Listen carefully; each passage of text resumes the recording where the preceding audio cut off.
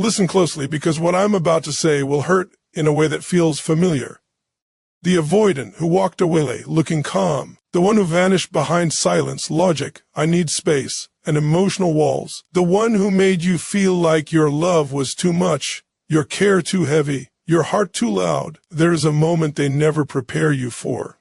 A moment you never get to witness. A moment that happens when the world goes quiet and your name echoes through a room they swore they didn't need you in. This is where avoidants secretly break down. Not in front of you, not with words, not with tears that beg for forgiveness, but in the private collapse of a soul that finally realizes what safety looked like and who they destroyed to escape it. You were not abandoned because you were weak. You were rejected because you triggered a vulnerability they were terrified to feel. And tonight, you are going to understand something that will shift the weight in your chest. You're not here to chase their return. You're here to witness where their mask finally cracks. There comes a moment for avoidance that feels nothing like relief, even though they told themselves that distance was freedom. They imagine silence as peace, a clean break as emotional clarity, and solitude as control. But peace is quiet in a different way. What they feel instead is a strange hollowing, an echo that grows louder with every passing night. At first, they enjoy the calm. No text to answer. No emotional conversations to navigate. No vulnerability creeping into their carefully guarded reality. They convince themselves they've finally regained power. They move through days with a posture of emotional detachment, telling others they are better off, that the relationship was too intense, too demanding, too much, and for a brief moment they believe it. But silence has a temperature, and it starts to change. It no longer feels neutral. It starts to feel heavy. Their phone, once a symbol of obligation, becomes an object they glance at too often. They scroll without purpose, checking notifications that never come. Songs that didn't mean anything before suddenly carry fragments of your laughter, your tone, the way you used to pronounce their name when you were soft with them. Even mundane places become haunted. A grocery aisle, a familiar street, a cafe chair left unoccupied. Here is the hidden truth no one tells them. Avoidants don't miss you the moment you leave. They miss you when their illusion of strength begins to crack. Because they are not designed for deep emotional processing. They suppressed instead of healed. They distanced instead of clarified. They denied instead of understood. And denial has an expiration date. When the nights stretch longer and distractions stop working, when the noise of the world fades and only their thoughts remain, the silence becomes unbearable. It mirrors back the parts of themselves they refuse to face.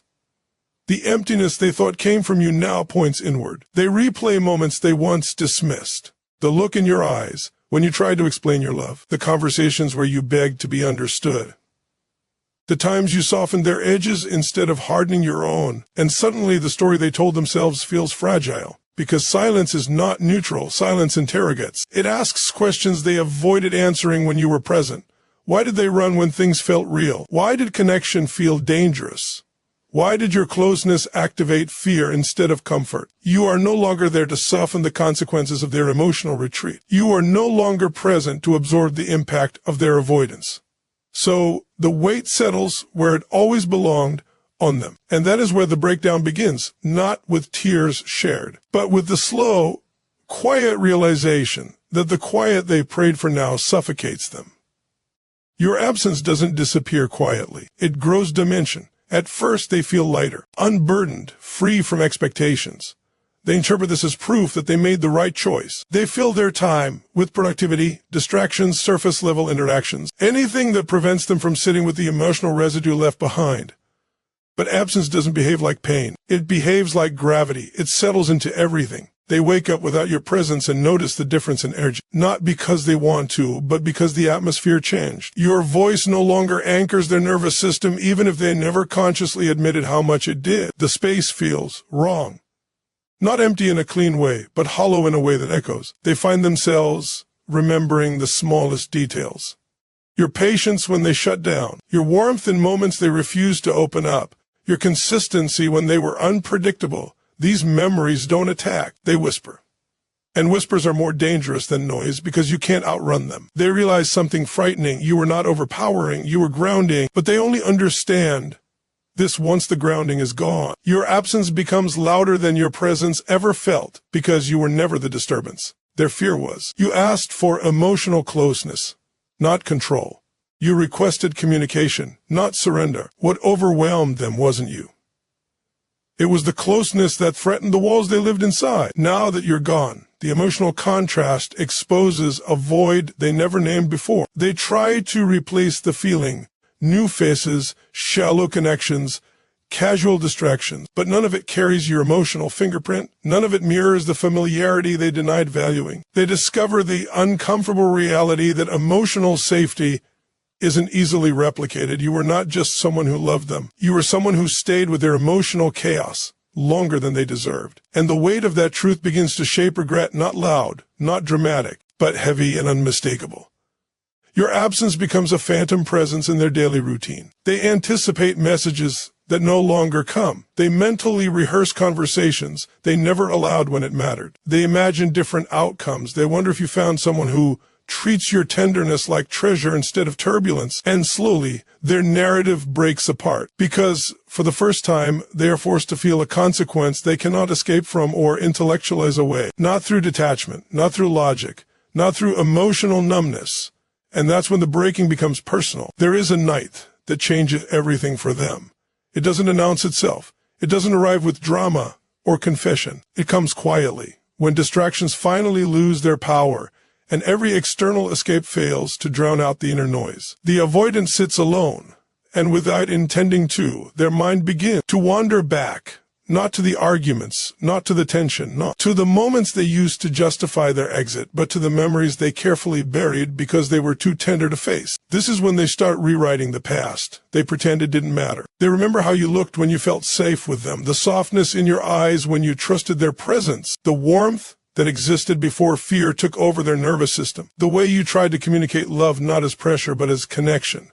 And the cruel part, that they remember it clearly now, not distorted, not minimized, not twisted. Clarity arrives when it no longer benefits them. They replay moments they once labeled as too emotional, and now see how brave you were for expressing what you felt. The times you leaned in while they leaned away. The way you tried to translate your heart into words when silence would have been easier for you too, but you chose honesty instead. Avoidants don't revisit the past to heal. They revisit it because they can no longer escape its emotional gravity. They begin to notice how carefully you loved them, how intentional your patience was, how your frustration never came from malice, but from longing to be understood. They remember the way you forgave their coldness, rationalized their distance, softened their sharp edges with compassion. And suddenly, the story they told themselves that you were demanding, overwhelming, suffocating, starts to crack. They realize a terrifying truth. You weren't trying to trap them. You were trying to build something real. But at the time, reality felt too threatening. Now they sit with flashes of moments that feel almost cinematic. Your shared laughter, the quiet nights, the inside jokes they once brushed off as ordinary, the safety they never learned how to receive without flinching. They scroll through old messages not because they want the past back, but because their present feels incomplete without the emotional world you helped create. They read words they struggle to respond to and feel the weight of what they failed to honor in real time. Your love becomes a ghost, not because it haunts them, but because it reminds them of the human they could have been if they had chosen courage over fear. And here is where their breakdown deepens. They start imagining alternate realities. What if they hadn't shut down during that conversation? What if they had held your hand instead of pulling away? What if they had let themselves feel instead of dissociating? These questions don't come from hope.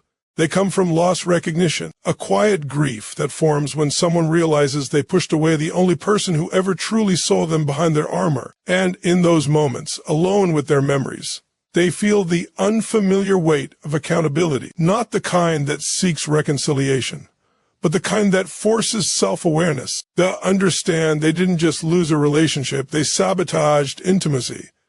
They realized that you weren't too much. You were emotionally available in a world they were emotionally unequipped to inhabit. And this understanding breaks something inside them, not into chaos, but into realization. Then comes the most destabilizing awareness of all, the one that dismantles every defense they used to justify their departure. They finally understand that safety never felt like suffocation, it felt like love. But love triggered the very fear they learned to survive with. Avoidants confuse emotional closeness with danger not because you made them feel trapped, but because vulnerability has always felt unsafe in their nervous system. They were trained through past dynamics, emotional neglect, or relational wounds to associate intimacy with loss of control. So when you offered emotional connection, it didn't register as comfort. It registered as threat. They didn't run because you drained them. They ran because your presence required them to be seen. Seen in a way they never allowed before. Seen without emotional camouflage. Now that you're gone, they begin to see how distorted their perception was. The emotional warmth they interpreted as pressure now feels like something they desperately lack. The stability they dismissed as monotony now feels like the peace they never knew how to hold on to. They start understanding that what they called needing space was actually fear of surrendering emotional armor. They didn't crave isolation. They craved control over how close someone could get to their inner world. And with that realization comes a hollow ache. Because admitting this truth also means admitting they lost you not because you failed, but because they weren't ready to be held. They replay moments where you tried to reach them emotionally and recognize something painful yet profound. You were offering emotional safety they didn't believe they deserved. Your care made them feel exposed. Your consistency made them feel vulnerable. Your presence invited emotional depth they had spent a lifetime avoiding. And so they chose distance thinking it was protection. But now they feel the psychological aftermath, the loneliness that doesn't feel peaceful but unsettling, the freedom that feels disconnected rather than empowering, the independence that feels empty instead of liberating. They see it now. You weren't the storm. You were shelter. And they walked out into emotional cold, calling it strength. The breakdown doesn't come in screams or outward collapse. It comes as the slow erosion of the identity they built around detachment. The realization that their strongest defense mechanism also became the weapon that destroyed something rare. They face the unsettling understanding that emotional safety doesn't suffocate, it heals. And the healing you offered felt unfamiliar, so they labeled it dangerous. But danger was not in loving you. Danger was in running from it. They feel the echo of your presence in the spaces where connection once lived. The chairs that feel colder, the conversations that now lack depth, the laughter that sounds lighter but hollow. And for the first time, they admit something silently. Not to you, not to the world, but to themselves. You were never the problem. And that realization stings in a way no argument ever did. There's a breaking point that doesn't feel like sadness. It feels like identity collapse. For a long time, avoidance survived by painting a story where you were the emotional problem. Too intense, too attached, too needy, too demanding. This narrative protects their ego. It allows them to walk away without confronting their emotional limitations. It lets them breathe without guilt, or at least they think it does. But this illusion has an expiration date. When they can no longer villainize you, something inside them begins to fracture. They reach a moment where the story no longer fits, where every attempt to justify their distance feels hollow, where the emotional reality begins to override the narrative they clung to for psychological comfort. This is where their identity begins to tremble, because if you were not the problem, if you were not the emotional weight, if you were not the suffocating force they convinced themselves you were, then who were they in the story? They are forced to face the uncomfortable mirror they avoided for so long. They realize that their emotional strategies weren't protection, they were avoidance. Patterns passed down through pain, silence, and unprocessed memory. And now, stripped of the ability to blame you, they are left with themselves, their choices, their emotional reflexes, their fear of closeness, their inability to stay. This realization doesn't just hurt. It destabilizes the identity they constructed around emotional independence. They prided themselves on being self-sufficient, unavailable, detached. But now, that persona feels less like strength and more like isolation disguised as control. They see how you tried to meet them halfway, how you softened instead of accusing, how you adapted instead of demanding. And suddenly, the moral high ground they once stood on feels unstable. They are forced to admit a terrifying truth. They abandon what they secretly needed, and the moment they accept that, Their self-image begins to crack. They can't hide behind logic anymore. They can't categorize your emotional presence as inconvenience. They can't frame their departure as empowerment without feeling the sting of consequence. They reflect on moments where you were vulnerable, where you spoke your fears carefully, exposing parts of your inner world, where you tried to offer emotional intimacy without pressure, without manipulation. And they feel the weight of what they rejected. You weren't chasing them. You were choosing them. And they couldn't receive that. Now the story changes, and it shakes them.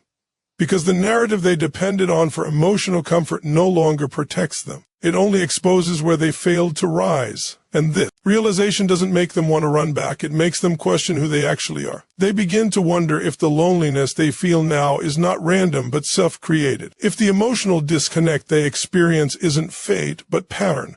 They start recognizing behavior cycles, not just in this relationship but others. The push-pull, the emotional distancing, the sudden exits, when depth required courage. They see the pattern they never acknowledged, and that awareness destabilizes the version of themselves they were secretly proud of. Their strongest defense becomes their most devastating sabotage. And once they see that, they can't unsee it. This is where the emotional withdrawal begins. Not the dramatic kind. Not the cinematic heartbreak, but the quiet crash that feels like unexplained discomfort, restless nights, and emotional numbness colliding with longing. Avoidants don't experience loss the way emotionally expressive people do. They don't burst into obvious grief. Instead, they feel a low-grade restlessness that doesn't make sense. A strange unease they can't fully name. A subtle ache that refuses to disappear. This is emotional withdrawal, because connection, even when pushed away, still forms an imprint. And when you disappear, the emotional system that depended on that bond experiences shock. Even if they denied needing you, even if they minimized the depth, even if they convinced themselves they were unaffected. The body remembers. They feel it when they sit in silence and feel disconnected. When their nervous system struggles to settle, when the absence feels heavier than expected, when their usual distractions no longer soothe them the way they once did, they start craving what they called overwhelming, not your dependency, your presence. They miss the way you grounded emotional storms, the way you softened tension, the way your empathy absorbed chaos. Even though they resisted it then, their body recalls the emotional stabilization you provided, and now it's gone. So they try to regulate themselves the only way they know how. Avoidance, more emotional distance, more suppression, more denial. But it doesn't work the second time because the emotional attachment already existed. They experience something unfamiliar. Loneliness that feels sharper than quiet. Desire that feels heavier than indifference. Thoughts that return when they least expect it. They try to convince themselves they're not affected, that they're fine, that everything is under control. But beneath the surface, their emotional system trembles not because they loved you too much, but because they never let themselves love fully at all. They feel disconnected in rooms full of people, unseen in conversations that lack depth, unfulfilled in interactions that carry no emotional weight. They realize shallow connections offer stimulation, not nourishment, and your energy once fed something in them they didn't understand how to honor. This withdrawal doesn't scream. It whispers. It shows up as a strange urge to reach out, quickly suppressed, as fleeting memories that resurface when they swear they're over you, as moments of emotional heaviness they don't know how to process. They miss being understood more than they admit. They miss feeling safe more than they confess. They miss the emotional consistency they once escaped. And the worst part, they know now that if they had allowed closeness, they wouldn't feel this emotional famine. But awareness without courage doesn't heal. It just stings. And that sting follows them quietly. There comes a moment when everything becomes clear, not because the pain vanished, but because meaning finally rises from the wreckage. You begin to see that what broke you was never love. It was the collision between your emotional courage and their unhealed fear. You were not too intense, not too emotional, not too demanding. You were simply standing in your truth while they were still hiding from theirs. And the deepest closure you will ever find is realizing that their inability to receive you does not define your worth. It exposes their distance from vulnerability. You now understand something powerful. Their breakdown was never your responsibility to heal. The silence they created, the disconnection they chose, the distance they defend. All of it was a reflection of their internal war, not your value as a partner. You were offering presence. They were offering avoidance. You were building. They were retreating. And from that contrast, your strength was born. You did not lose them. They lost access to someone who loved with sincerity, depth, and emotional bravery. The truth is, avoidants don't break because you leave. They break because your absence forces them to confront who they became when they chose fear over intimacy. And while they sit with the echoes of what could have been, you rise with the knowledge that emotional availability is not weakness. It is rare power. You loved deeply. You showed up honestly. And that kind of heart cannot be erased, only missed. What once felt like rejection now transforms into release. You stop seeing their silence as a wound and start seeing it as a conclusion that freed you from emotional drought. You no longer replay their distance as a question, but as proof that you were built for connection, not emotional withholding. And the more you understand that, the lighter your spirit becomes. So let this be the final truth you carry forward. You were never the one who needed to learn how to love less. They were the ones who needed to learn how to feel more. And while they processed the quiet consequences of their emotional retreat, you stepped forward, wiser, stronger, and finally aware that your love was never misplaced. It was simply given to someone who hadn't evolved enough to hold it. Thank you for allowing this message to speak to the parts of you that stayed silent for too long. If this resonated with your heart, know that you're not alone in this journey of healing, awareness, and emotional reclamation. Your strength isn't in how much you endured. It's in how bravely you're choosing to rise. Stay connected. Stay emotionally brave. And remember, the right love never makes you feel like you are too much. Until next time, protect your heart, honor your truth, and keep moving forward with power. Goodbye, and stay strong.